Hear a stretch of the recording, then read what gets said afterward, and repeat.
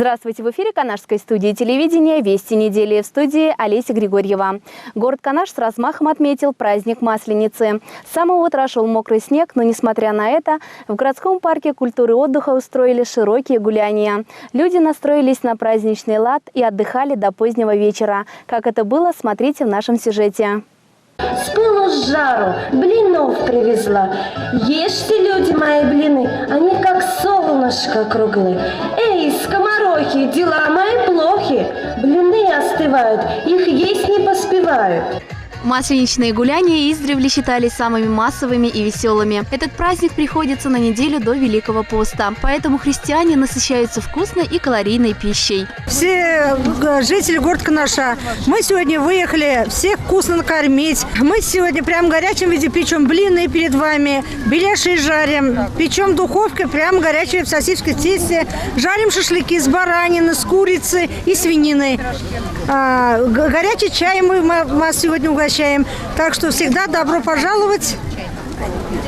С праздником всех, чтобы Масленица была с Масленицей.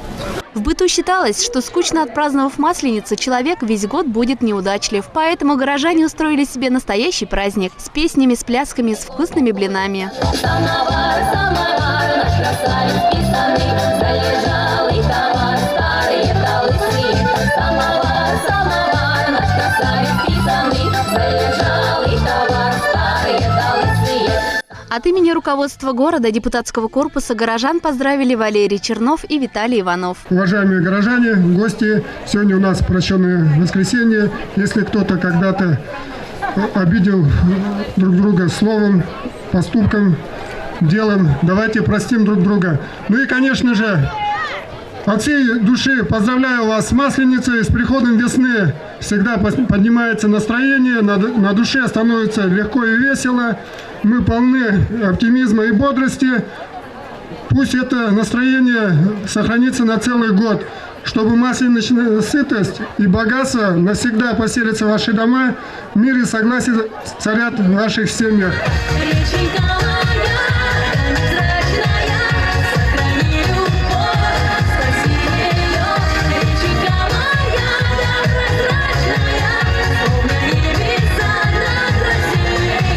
Поздравляю с этим праздником широкой Масленицы. Масленичная неделя подходит к концу. Все православные люди готовятся к Великому посту. Действительно, хочу, чтобы в этот день провели только в празднике. И сегодня, как Валерий Анатольевич сказал, прощенное воскресенье. Надо всем прощать и все прощать. И Бог простит. И нас ждут великие дела в этом году. Я считаю, что все запланированное будет вестись только к положительному. Жизнь у нас наладится, стремления наши и позитивные направления будут впереди, нас ждут. И самое главное, сегодня хочу пожелать всем праздничного настроения, любви и благополучия нашему городу. На площади установили детские аттракционы, площадки и палатки с угощениями, ремесленными изделиями и игрушками. Музыка, танцы, традиционное сжигание чучела поднимали настроение всех отдыхающих. Олеся Григорьева, Александр Васильев, Центральный парк. Послание главы Чувашии Государственному совету республики стало основной темой единого информационного дня. В рамках информдня глава администрации провел прием граждан по интересующим вопросам. В проблемах горожан разбирались Владислав Сафронов и курирующий министр Александр Иванов. К людям часто мудрость приходит в серебристых лучах седин. И скажу я вам откровенно, жизнь во все времена хороша. Хоть стареем, но пусть неизменно молодой остается душа. Пронзительные строки поэтессы Валентины Веденской настроили присутствующих на позитивный лад. Посещая прием граждан, жительница города сообщила о том, что люди почетного возраста находят покой и радость в местах культурного досуга. В Канаше чаще всего посещают дворец. Мероприятий проводится много, но удобства в зале нет, сообщила Валентина Павловна. Владислава Сафронова и Александра Иванова попросила решить вопросы с заменой кресел, кровли, входной двери. Министр обещал проработать возможность ремонта по линии Минкультуры. Жители Жители микрорайона БАМ обратились к информгруппе с проблемой тепла и кровли дома по улице Машиностроителей. Руки горячее, чем сами батареи. Были там 28, 29,5 были вот эти температуры. Были и меньше, было и 10 градусов даже. В квартирах холодно уже несколько лет, а эта зима была особенно морозной. Сафронов заявил, что вопросом заниматься начали. МПУК ЖКХ было поручение увеличить подачу тепла. Насчет кровли посоветовали добиться пересмотра сроков проведения капремонта и отремонтировать кровлю в ближайший год. Следующая проблема жителей – недобросовестное обслуживание водителями городского транспорта, в частности «Газели» 6-го маршрута. Руководители взяли вопрос на карандаш. Информационный день продолжился на заводе технической оснастки. Организация занимается производством строительной дорожной техники. За последние годы вышли на зарубежные рынки. Согласно посланию главы Чувашии, поддержка промышленному кластеру есть и будет. Подобные заводы на хорошем счету. Завод уникальный. Даже то, что в своем секторе они являются как бы лидерами и одними единственными, это здорово. То есть предприятие, руководство предприятия нашли ту нишу, где можно развиваться. Это самое главное. Если есть сектор, где сегодня свободно, да, и развиваться могут. Первое. Второе. Сегодня они взаимодействуют с другими государствами. Японской продукции есть элементы, есть германские, но основное свое. И это говорит о чем? О том, что используется самое качественное и при этом цена доступная. На предприятии в основном трудятся молодые люди. Радует то, что в настоящее время завод развивается, приобретает новое оборудование и, естественно, обеспечит рабочими местами. Средняя зарплата здесь выше, чем по городу. Здесь получает 24 тысячи, если в среднем 21 тысяча по городу. Ну и, естественно, стабильность в семьях у работников этого завода.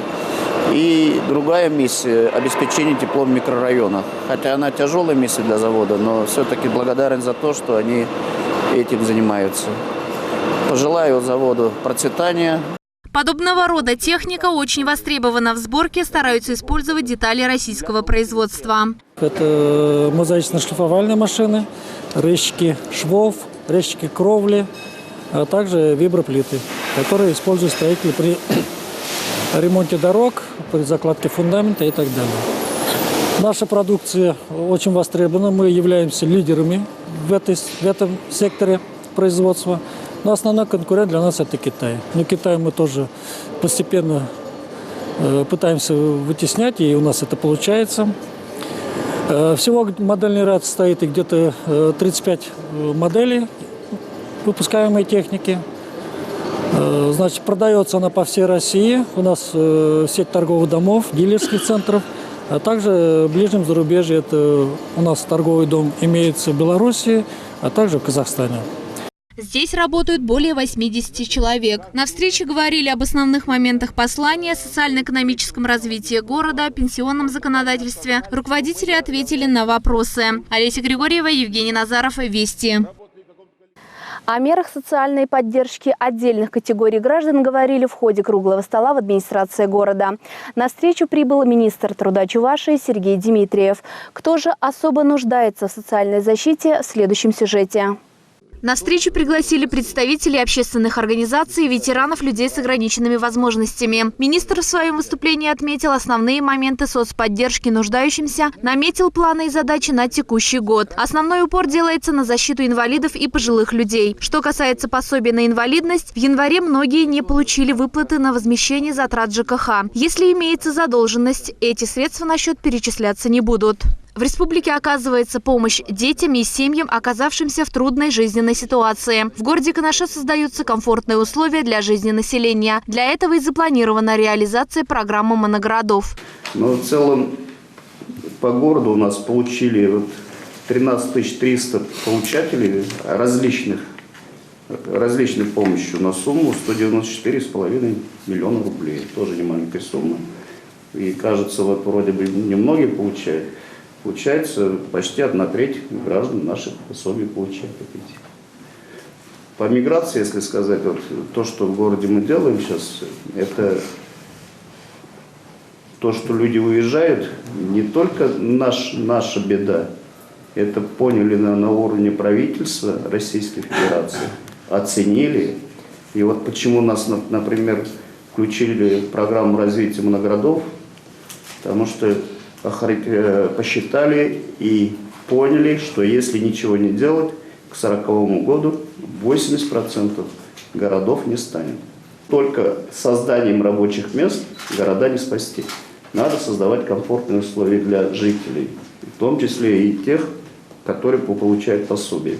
Руководители общественных организаций поделились своими проблемами, в частности, отсутствием оборудованного лифта для маломобильных групп населения в Шихозанской центральной районной больнице, говорили о льготах ветеранам труда, необходимости стационарного отделения в городе и занятости населения. Олеся Григорьева, Евгений Назаров, администрация. Всероссийское добровольное пожарное общество совместно с отделом образования города и пожарно-спасательной службой провели конкурс творческого мастерства «Таланты и поклонники». Участие приняли все школы города. Ребят оценивали по номинациям. Пожарные, пожарные, пожарные, спасатели спасают из огня. Пожарные, пожарные, пожарные, всегда готовы в бой вступить с огнем. Учащиеся представили творческие номера на тему «Пожарное и спасательное дело» в номинациях «Вокальное», «Театральное», «Хореографическое искусство». Ребята душой и телом прониклись в заданную тему. В выступлениях использовали костюмы, декорации, пожарный инвентарь. Впечатлили почтенное жюри, которое возглавили директор музыкальной школы Лиана Андреева, педагог Дома детского творчества Александра Рыкова, инспектор отдела надзорной деятельности Александр Дмитриев.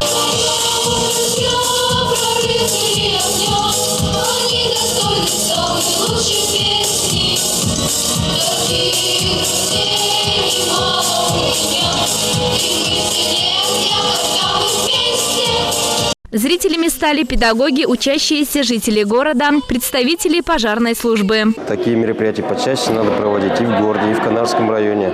Вот сидишь, смотришь на них, душа разрывается. Вот сегодня у нас с утра в городе, в Канаше, к примеру, пожар произошел, да, в частном доме, в жилом доме. Бабушка умерла, 86 лет, которой было. Вот такие случаи. После таких случаев вот смотришь на детей, вот воспитание тоже огромное влияние на них тоже. Сижу, смотрю, вот выступают дети, одна лучше всех. Нет, там вот жюри сидят, наверное, люди, они не могут определиться, кого там первое место, все вот так хорошо выступают. Спасибо всем, хочется сказать, детям тоже особенно. И преподавателям тоже за подготовку таких мероприятий. Призовые места распределились между 3-й, 6-й, 7-й, 10-й школами и Домом детского творчества. Олеся Григорьева, Евгений Назаров, Дворец культуры. Выводу советских войск из Афганистана и памяти воина-интернационалиста Александра Николаева посвятили турнир по мини-футболу, который прошел в ДЮСШ «Локомотив». 7 команд разыграли между собой комплекты наград. Первыми на площадку вышли ветераны футбольной команды «Автомобилисты», «Воины-интернационалисты». Игра сборных команд «Локомотив», «Локомотив-2», «Локомотив юноши», микрорайон «Восточный», микрорайон «Поселок», «Вагонник», учащиеся Канашского педагогического колледжа стала зрелищной. За право стать победителями напряженно боролись все участники товарищеского матча. Лучшими стали «Вагонник» и «Локомотив». Хорошие результаты показали студенты педколледжа. Индивидуально отметили Евгения Кайнова, Андрея Сергеева, Владислава Ильина. Олеся Григорьева, Павел Павлов. Вести недели. Всероссийская гонка «Лыжня России» уже более 30 лет считается одним из самых массовых спортивных мероприятий. Спортсмены и любители зимнего спорта встали на лыжи, чтобы принять участие в гонке, завоевать призовые места и приобщиться к здоровому образу жизни. Подробности в сюжете Марины Бариновой. «Лыжня России» на протяжении десятилетий объединяет поклонников одного из самых популярных и массовых видов спорта – лыжных гонок. У этого яркого масштабного зимнего праздника славная история, которые украшают легендарные имена и достижения лыжников разных поколений. В нашем регионе, где вот зима длится немало времени, есть возможность заниматься этим видом спорта. И нынешняя зима создает прекрасные условия по сравнению с тем, что было в прошлом году с потеплениями. В этом году преимущество есть. И в городе у нас 3 прекрасные лыжни, и люди не только сегодня, ежедневно туда приходят, занимаются. И особо приятно, что пожилые люди тоже занимаются лыжами. Но есть в планах, проектируем мы наш парк, И хотим туда лыжню такую освещенную еще больше, лучше, с лучшими условиями сделать. Это в нашем проекте. Я думаю, что успехи мы про Акимову говорим уже, что и у нас свои герои есть, у нас есть олимпийский чемпион Воронков.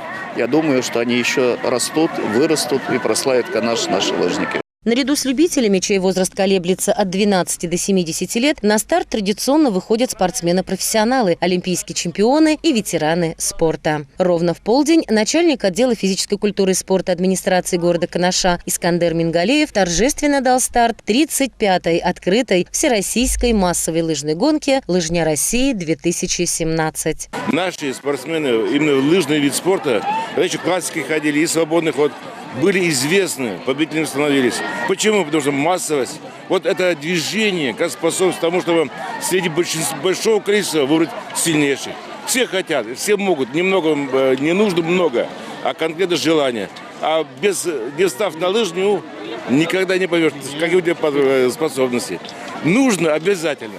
Хочется напомнить, что лыжная трасса городского парка культуры и отдыха в этом году принимает любителей лыжных гонок в рамках данных стартов уже в 9-й раз. Доброй традицией стало проведение в рамках лыжной гонки ВИП-забега. В нем приняли участие руководители предприятий и организаций нашего города. Хочется с коллективом выйти, не постоянно же на работе сидеть, чтобы себя показать, на людей посмотреть и хороший настрой на будущее. Так что я думаю, что сегодня мы бодрость, энергию получили.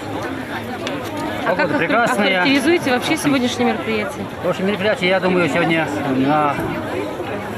я бы, конечно, не сказал, что очень много, но коллективы вышли, и народу очень много. И мой коллектив практически где-то 60 вышли. Стипендиаты у меня двое, они тоже вот сегодня будут принимать участие, на лыжах вышли. Я желаю им удачи, творческих успехов, я горжусь ими, я своим коллективом, рад за них.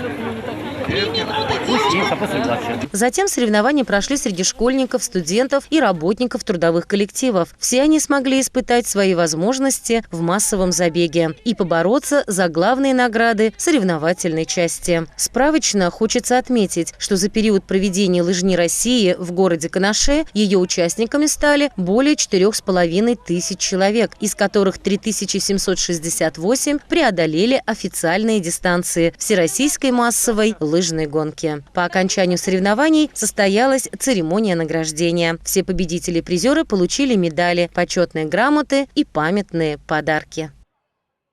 Уважаемые телезрители, в рамках совместного комплексного проекта развития городской среды реализуется программа «5 шагов благоустройства», разработанная Агентством ипотечного жилищного кредитования при поддержке Фонда развития моногородов. Основная задача программы – сделать моногорода территориями развития, сделать в них комфортные условия для жизни граждан. Планируется также благоустроить одну центральную улицу в каждом моногороде. К моногородам относится и город Канаш.